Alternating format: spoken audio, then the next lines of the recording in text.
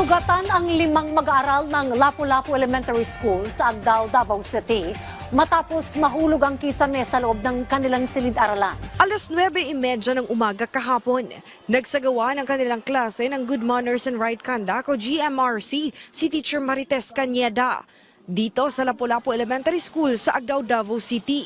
Nang biglang may narinig silang paglagotok ng kahoy. Nakita na lamang nito na mahuhulog na ang kisame ng kanyang classroom.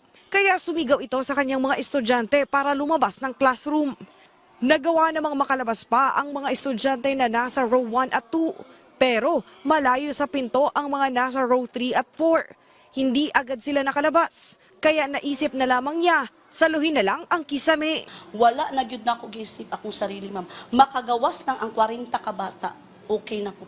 Pag head count, 21 boys, 19 girls, kompleto, baba dayon mi kay nahadlok po ko sa kuryente.